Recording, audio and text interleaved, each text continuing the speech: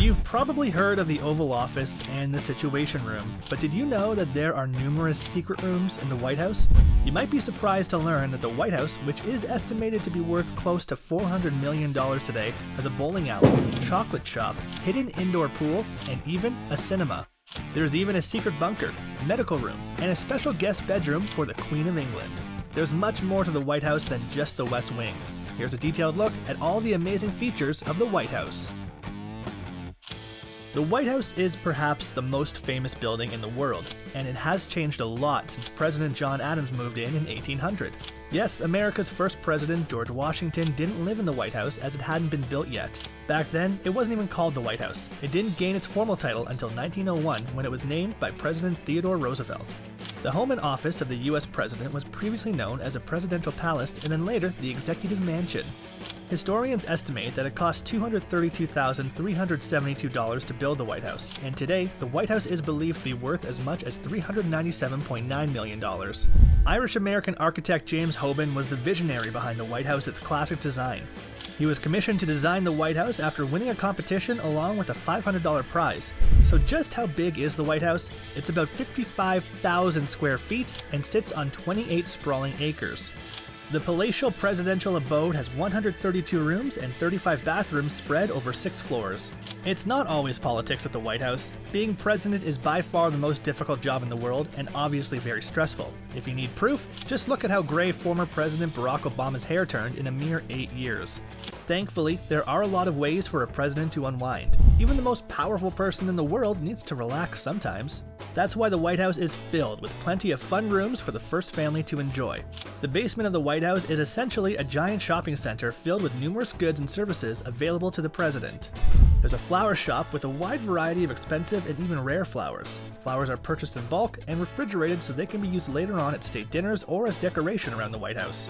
As much as $252,000 worth of flowers are purchased every year for the White House. The White House's chocolate shop is where pastry chefs make intricate desserts for the president and distinguished guests. There have been some amazing sweet treats made over the years, including a giant Easter egg and a White House made of marzipan and white chocolate. Perhaps one of the coolest rooms in the White House is the bowling alley. It features comfy sofas and custom-made bowling balls. Each bowling ball features an image of the White House and they are fittingly colored either red, white, or blue. The bowling alley is only one lane, but that's more than enough for the first family. The current White House bowling alley is not the original. The first bowling alley was built in 1947 on the ground floor of the West Wing as a gift to President Harry Truman. The original bowling alley no longer exists and has since been replaced by the Situation Room. Surprisingly, Truman was not particularly fond of bowling, but that's okay because his staff still got plenty of use out of the bowling alley. They even formed a bowling league at the White House. The current bowling alley was built in 1969 by President Richard Nixon and his wife Pat, who were both avid bowlers. On the third floor of the White House, you'll find a state-of-the-art gym filled with weights and exercise equipment. Former First Lady Michelle Obama regularly used the workout room and was even filmed there while she was promoting her Let's Move campaign to stop childhood obesity. The third floor also has a music room that was renovated by former First Lady Hillary Clinton. Before the renovation, the music room was just a sitting room, so it was a wise decision to make the update. Former President Bill Clinton spent a lot of time in the music room playing his saxophone. There have been multiple pools at the White House over the years. The White House indoor pool was built in 1933 for President Franklin Delano Roosevelt, who suffered from polio. FDR would use the pool as therapy to relieve his pain. President John F. Kennedy regularly used the pool to ease his back pain, and he was even known to go hold pool parties with his female assistants. The pool remained until Nixon became president, and then the decision was made to cover it and instead build a press briefing room in its place. Since 1970, reporters have gathered in the James S. Brady Press Briefing Room to get the facts straight from the president. Instead of a swimming pool, there's now a press pool. The White House also has an outdoor pool, which was built in 1975 by President Gerald Ford. Ford considered reopening the indoor pool, but he didn't want to move the press room. Instead, Ford chose to build a large rectangular pool on the south lawn. The Clintons even added an outdoor spa. The pool also has a cabana, which was renovated in 2002, and now includes solar panels. The solar panels are used to provide hot water to the cabana and heat the pool and spa. The White House even has a home cinema where the first family can watch any movie they want, even if it's still in theaters. The White House Family Theater has 42 seats and is located in the East Wing. Former President Jimmy Carter viewed more movies in the theater than any other president. He reportedly watched 480 during his 4-year term, including all the president's men. The game room on the third floor of the White House has a pool table and an $80,000 golf simulator. The game room has existed since at least the first Bush administration. George H.W. Bush was an avid pool player, as was his wife Barbara and their son, former President George W. Bush. It's not all fun and games at the White House. The White House has a lot of important features that set it apart from other political residences around the world. The White House's medical unit is in the Eisenhower Executive Building, where presidents can receive routine checkups and be prescribed medication. If the situation is more serious, then the president has to be rushed to the hospital. There are numerous bunkers at the White House, including the Presidential Emergency Operations Center, which is located below the East Wing. It's a secure command center that was built during World War II and has been used numerous times since then, most notably during the 9/11 attacks. There are also rumors of a new secret bunker under the North Lawn that has multiple passageways in case the president needs to escape. The bunker was reportedly built during the Obama administration and would be used in case of a doomsday scenario. The White House has a lot of rooms, but some are much nicer than others. The aptly named Queen's Bedroom features a 4-poster bed and is part of a suite of rooms that includes the Queen's sitting room and the Queen's bath. The room is decorated in the federal tile, and the bed is believed to have once belonged to President Andrew Jackson. Royalty from around the world have stayed in the Queen's bedroom, including Queen Elizabeth II, who first stayed there in 1957 when she visited President Dwight D. Eisenhower. Royalty from the Netherlands, Greece, and Norway have also stayed in the Queen's bedroom. On the second floor, you'll find the Lincoln bedroom, which President Abraham Lincoln once used as his office, hence the name. Close foreign allies of the president typically stay here, and the room features unique decor such as a holograph of the Gettysburg Address on the bedroom's desk. Some believe that the White House is actually haunted and that Lincoln's ghost roams the halls. Sightings of Lincoln's ghost usually occur in the Lincoln bedroom. First Lady Grace Coolidge, Prime Minister Winston Churchill, and Queen Wilhelmina of the Netherlands have all claimed to have seen Lincoln's ghost. During the Obama administration, the rooms were open to the public. Guests could stay in either the Lincoln bedroom or Queen's bedroom for $400 per night, as long as reservations were made far enough in advance. The most famous room in the White House is undoubtedly the Oval Office, which serves as the president's working space.